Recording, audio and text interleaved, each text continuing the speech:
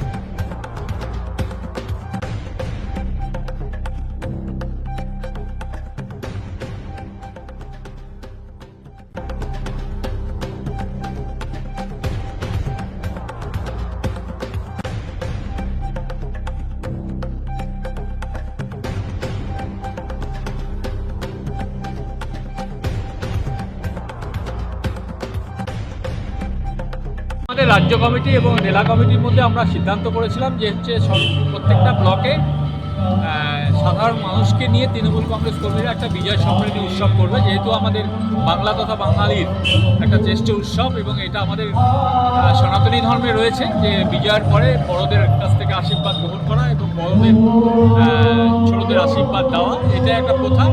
আমরা তার মধ্যে একটা সাংস্কৃতিক অনুষ্ঠানকে জুড়িয়ে দিয়ে বিভিন্ন জায়গায় আমরা গোটা জেলা জুড়েই করছি, যার ফলস্বরূপ আজকে বালুরঘাটে হচ্ছে এবং হিলিতে হচ্ছে।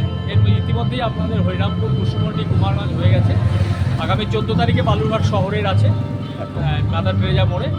এই সংস্কৃতির মধ্য দিয়েই আমরা এবং নিজেদের কিছু কথা বলে বয়স্ক যারা দীর্ঘদিনে যারা প্রতিষ্ঠা লগ্নে থেকে তৃণমূল কংগ্রেসের সঙ্গে ছিলেন এবং সমাজের কিছু প্রতিষ্ঠিত মানুষকে আমরা সম্বর্ধনা করছি। এইখানে পাশাপাশি আরেকটা দলের এখানে অনুষ্ঠান দেখা যাচ্ছে বিজয় সম্মেলনী, মানে এটাকে কীভাবে দেখছেন? মানে এটা বিজয় সম্মেলনী যে কোনো দল কেন যে কোনো মানুষ করতে পারে, আমাদের এটা থেকে কিছু বক্তব্য নেই। তারা তাদের মতো করছে না, আমরা আমাদের মতো করছি।